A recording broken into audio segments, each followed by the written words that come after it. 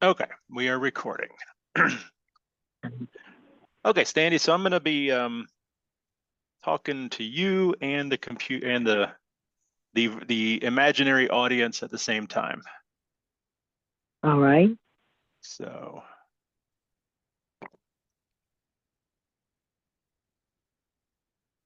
let me get all my stuff together here. Okay, all right. So I've got to do my intro and then we'll get started. Yes, sir. Hey, everybody, it's Sam with Blue. Let me start that over. Take two. Hey, everybody, this is Sam with the Bluegrass Council of the Blind. Welcome back to another AT Group seminar. Today, we are talking about the Seeing AI application that has recently been released to Android. We've had it on iPhones for about 6 years now, but finally we have it on Android as well. And actually, hold on a second. I need to change my audio real quick.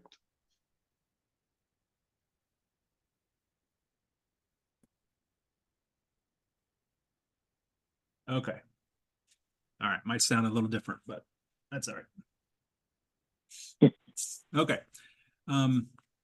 As always, if you enjoy this kind of content and you would like to see more, definitely check out our YouTube channel, Bluegrass Council of the Blind on YouTube. And if you need to get a hold of us, please feel free to reach out through our website, www.bcbky.org. You can send us an email, info, I-N-F-O, at bcbky.org, or you can give us a call, 859-259-1834. All right, so as I mentioned, today we're going to take a brief look at the Seeing AI app. Now, this is an application that was developed by Microsoft. And as I said, about 6 years ago, it was released on iOS, so iPhones and iPads. And then just recently, within the last couple of months, it's finally come to Android. And so because of that, I thought this would be a good opportunity to discuss it on one of these seminars. We do have someone on the line here. Sandy is with us today, and so we're going to be talking. So Sandy, I'm going to kind of do a demonstration, and then if you have any questions, please let me know. Feel free to stop me. Yes, sir. All right. So what Seeing AI is as an application, its main function is text to speech. We refer to it as OCR, optical character recognition. That simply means that your phone will take a picture of printed text. Like, for example, I've got a brochure here. It will take a picture of this text and then it will read it out loud to you. It will recognize what the text is and read it out loud. And Seeing AI does this very, very well. Now, that's not the only thing it can do. I mean, that's probably the number one thing it does, but it does a whole bunch of other things as well. This can identify colors. It can identify people. You can use it to scan barcodes on products, and it will tell you what that product is, and then also maybe give you some information about that product. It will identify currency, so money. It'll tell you if it's a $5 bill or if it's a $10 bill. And then it will also identify light, tell you if lights are on or if lights are off. This is very helpful in a lot of situations. We'll talk about those here in a minute. It can also identify handwriting, but that's part of the text recognition side of it. So let's go ahead and it's gonna be exactly the same for both devices, although the iPhone application does have a couple extra things because it's been out for longer. But for right now, we're going to focus on the Android version of it. And I already have it pulled open here. So when you first launch the application, it turns on, well, I should also say when you first install the application, the first time you launch it, you have to give permissions. It's going to ask if it's okay if it uses your camera. Is it okay if it uses your microphone? And you have to say yes or no. You have to allow these permissions. Once you do that for the first time, you won't have to do it again. And then when you first go through all of these different areas of the app, there will be some information that pops up talking about it. Once again, that is only the first time you do it. Once you say okay, you read it, say okay, it's it. It won't do it anymore. So you don't need to worry about that every single time. But after all of that, when you launch the application, it will turn on your camera. So you can see my camera is turned on. I can back away a little bit. There I am. Then you have some items down here in the bottom section. This is all they call them channels on the app. They're called channels, but these are all the different features or the different tools that this application can do. The first one where we usually start is called short text. So this is going to read out short sections of text. Think about if you are out shopping and you want to read a price tag, you're getting your mail and you want to see if the mail is addressed to you or if it's addressed to someone else. These are the short texts that this is going to work really well to read. Now, I'll do a little demonstration. I have a brochure here. This is just an ACB brochure that we have here at the office. And all I want to do is hold my phone over top of it and try to do my best to point the camera at the paper. We're going to be using the camera on the back of the phone. So I'm going to point the back of the phone towards the paper. Now, in short text mode, it's going to start reading as soon as it sees printed text. So you need to hold the phone still, because if you move it around a lot, it's just going to keep starting and stopping reading text. So let me show you. American Council of the Blind, RECON, ACB, of the, using the values that built America to build a better life for those who are blind, 2200 Wilson Boulevard. Document. So there you go. So it just read it out loud. As soon as I pointed it at the paper, it read it out loud. And it's just going to continue reading until it no longer sees any text or any words. So it's pretty good. It was very fast, very accurate. Now I'm going to try and demonstrate how if you move around too much, it kind of messes things up. Top edge not visible. Oh, I'm in the wrong section. Hold on a second. Let me go back to short text. ACB, of that, using the value to build a better life. E values, X, suit, AAA it, 8 of 2 ULIND. So using the you see how document. if you move around so much, too much, it kind of gets thrown off. But if you hold it nice and still, it's pretty good, very accurate. Any questions about that, Sandy? No, I'm just wondering though, how do I get it on my phone? Oh, well, we can talk about that here in a minute. Okay. So well, I'll go ahead and say it now. The application is available either in the Google Play Store, which is for Android, or it's available in the iOS App Store, which is on iPhones and iPads. So you would simply go to there and do a search for Seeing AI, and it's SEEING, like you see with your eyes, Seeing AI.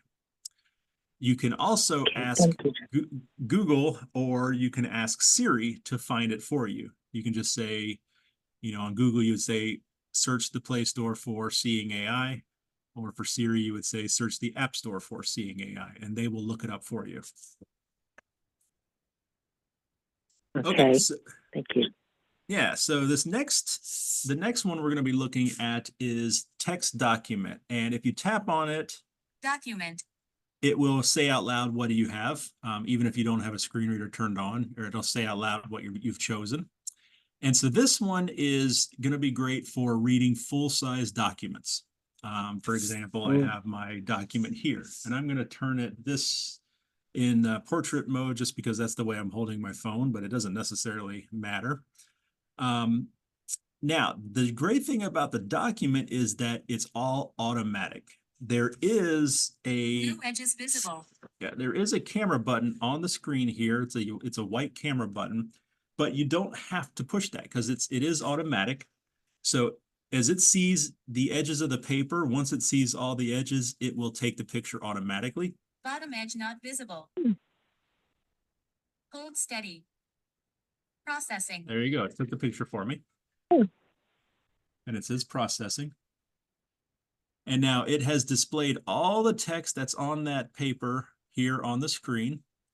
And we have some media control buttons at the bottom. There's a play button, and as soon as I play it, it'll turn into a stop button.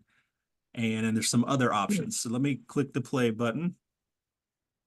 The American Council of the Blind (ACB) is composed of thousands of people, most of whom are visually impaired, of all ages and diverse backgrounds. Established. And it just starts reading, and it's did it really well, very fast and very accurate.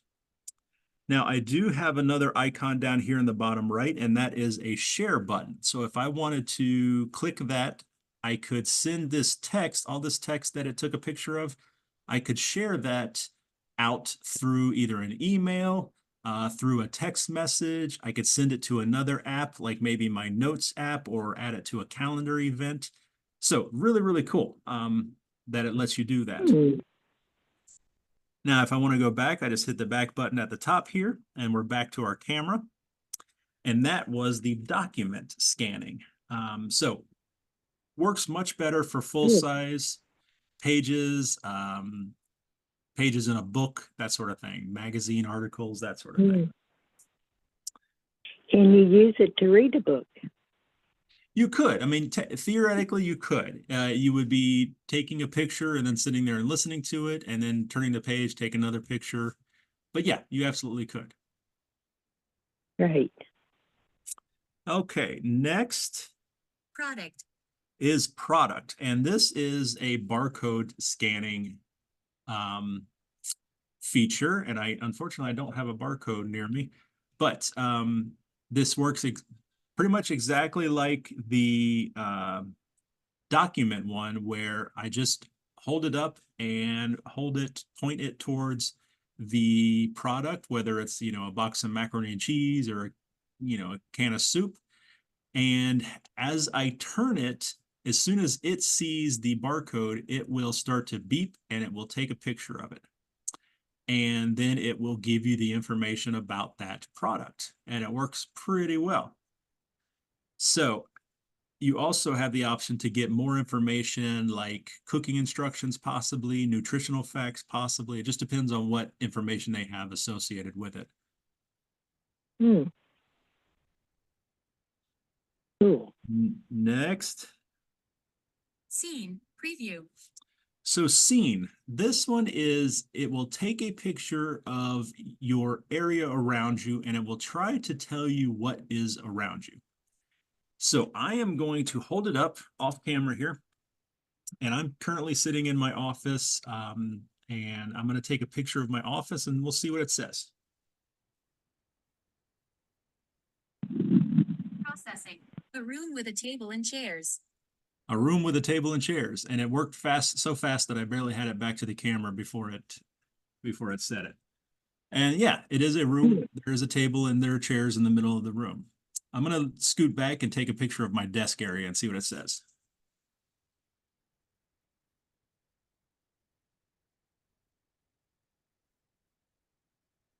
Processing. A large screen on a desk. A large screen on a desk. Yeah. Now we have some options down here at the bottom. We can explore the image. We can save the picture. We can share the picture. Once again, if we want to send this through an email or through a text message, we can send this picture that way. And then we have more options here. So I'm going to click on Explore Image because this is kind of interesting. Processing. 6 items detected. Move your finger over the screen to explore. So it says 6 items detected, and it tells me to move my finger over the screen. So I'm just going to put my finger down and drag it around this picture. A keyboard on a table. Okay, there's the keyboard on the table. A screen. There's a screen. A screen. A screen. A window with blinds on it. There's the window in the background. A person taking a selfie. Oh, it must have taken a picture of me taking a picture. The reflection or something. So this is nice. So if if you were in an unfamiliar area, maybe in a restroom or something like that, in a home, and you weren't sure, the blind person wasn't sure where the bathroom was or the toilet was, they could take a picture and then move their finger on the screen to kind of get an idea of the layout of the room. Mm. So that is the scene detection. Mm. And let's see. The next one is person. Person. So person lets you take a picture of somebody and identify them. And it also tells you how far away the person is. So this is pretty helpful. Not only that, but it will also give you the age of the person. It takes a best guess of the age of the person and what kind of emotion the person's giving. So if they're happy or they're sad. So I'm going to hold it up and try to take a picture of myself. I'm going to give a big cheesy grin. One face near center, 2 feet away. So the first thing you'll notice, I haven't taken the picture yet. I'm just holding it up. In fact, I'll hold it up backwards here. And it told me I was... One face near top edge, 2 feet away. It says I'm about 2 feet away. And that is about the distance that I'm holding my phone. 2 feet away. So this is pretty helpful because this gives you an idea of how far away the person is from you. Now, if I tap the screen and give a big smile. Processing. 44-year-old man with a beard looking happy. 44-year-old man with a beard looking happy. That's pretty good. I'm 48, so it's being nice today. But I do have a beard and I am being happy, or looking happy anyway. So we have some of the same controls down here at the bottom. We can share this picture again and save the picture if we want to, or we can go back. Now, the cool thing is 0 faces. if you can program people into this application. So for example, if I wanted it to identify my daughter's name is Skylar, I could go into the settings and I could take a bunch of pictures of Skylar's face, and I'm essentially training the application to know what Skylar looks like. So then when I'm holding the camera up and I'm kind of moving it around and it sees Skylar, instead of saying one face and center, it will say Skylar. It'll say her name because it will recognize her. So this could be very helpful if you have people that come to your house sometimes and you're not 100% sure who they are when they first walk in. You could program them and then just kind of scan them with the phone real quick. I've heard of people using this in church to see their friends and see who's up on stage and that sort of thing. So that could be helpful. Yes. Yeah. Next. Currency. Okay. You have a question, Sandy? Are you good? Well, I was just wondering if you had a picture of someone, could you use that picture and put in their name? Maybe. I think you need, when you scan the person, I think you have to have them turn their head a couple times, a couple different ways. So I don't know if that would work using a picture. Probably not then. Yeah. Okay. Okay. Okay. So I have some money here, and the next one is currency. Let's see how well this works. So I've got some dollar bills here and some currency. So I'm just going to point the camera at the dollar.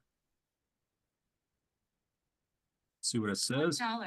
$1. There we go. We'll see what this one is.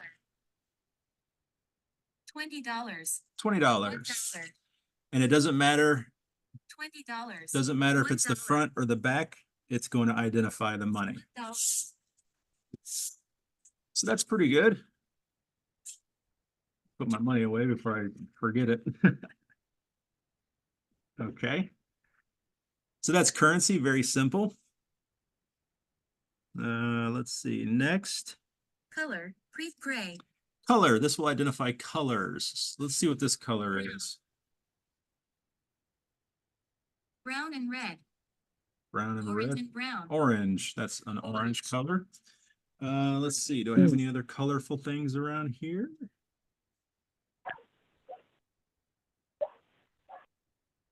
I don't really have anything colorful around here. Let's see what this is. Blue and gray. Blue and gray, yeah. I have Brownish green and gray. so that got it. Gray. Now, one thing to note about Brown. the color identifier. Brownish green. Hold on, let me turn it off real quick. Gray. Currency. So the color identifier, it works, but it works best if you have really good light. So if you're in a really dark room, it's not going to be able to identify the colors very well because it's just using the camera. And it does turn on the light if you need the light. See if it gets too dark, the light turns on. So it helps, but I always tell people that if you want a really good color identification, then take it over to a nice bright window, turn on the lights, that sort of thing. Okay. Scene. Preview. We did scene already. Color. Color. Brownish handwriting. Preview. Handwriting. So this is going to read people's handwriting, which is pretty good because people are pretty sloppy. Let me write something down real quick.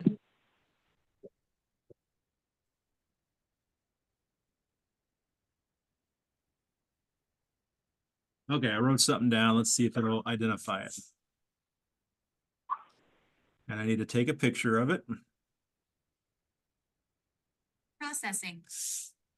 Nillo. Dash. Everyone. I said, hello, everyone. And so I got almost all of it. But that's a blind person writing down something, so it's really bad. I've tested this.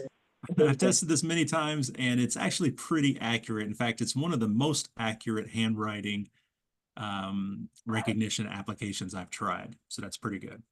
So this is going to be helpful if you get like birthday cards, you get someone writes you a letter, you'll be able to take a picture of it and read it out loud. Wow. Yeah. Okay. It's outstanding. It is, yeah. And then the same thing, we can save this picture, we can share it, share the text with somebody if we need to. Now, the last one is the light. Light. And this plays a tone. And depending on how much light it sees, it plays a higher pitch tone or a lower pitch tone. So if I cover up the lens to where it gets darker, it's a lower pitch. If I'm going to point it up towards this bright light above me, and it gets higher. Color. Gray. So Handwriting. Preview. the benefit of that is, well, number one, if someone is totally blind and they're not sure if they've left lights on in the house, or maybe they had guests over and they want to make sure all the lights are turned off, they can use that. They can also, there's also several situations where it could be helpful. For one, since it tells brighter light, I know I have heard of some people will use it to tell if, they're putting on white socks or they're putting on black socks, because it will be a higher tone if it's looking at a white sock versus a dark sock. Wow. Yeah, it's smart. There's also, if you ever have to connect a smart bulb or a smart plug, oftentimes when it's in the pairing mode, it will flash a blue light. And if you're visually impaired, you might not be able to tell if the light's flashing or not. Well, you can point this at it and it will change pitch each time it flashes because it'll be a higher pitch. So it'll almost be like it's beeping. So that could be helpful too. Yeah, so lots of situations where that's helpful. Wow. Yeah. So the only other thing that I wanted to touch on real quickly is you do have a menu in the upper left corner. And if we tap on that, we have a couple, if we tap on that, we have a couple settings options here. This is where you would program the facial recognition. You can change some different settings in here as well. And that is Seeing AI for Android. Now, as I said, this is also available for iPhones. It has been for many, many years. These are 100% free, these applications, 1:36 p.m. Try again. Voiceover off. which is great. Doesn't cost anything at all. You just install it and download it and install it and start using it. So that's really great. The iOS does have a couple extra things, but that's pretty much it as far as what the app can do. So, Sandy, do you have any questions? Not now, but when I start working with it, I'll probably have a lot. But that's outstanding. I mean, Yeah, I got an Orcom, and this is so much better than the Orcom. yeah. It does. Some of the things are similar, but it can do a few more things. And Yeah. yeah. Well, Sandy, hang on just a second. Let me say goodbye to everybody who's watching, and then we'll be right back. So everybody watching this on YouTube, thank you very much for checking out this AT seminar. Once again, if you have questions about this or any of the things we talk about on our videos, let us know. You can check out the website, bcbky.org. Send us an email, info@bcbky.org, or give us a phone call, 245-8425. Thank you very much. Okay, let me stop recording.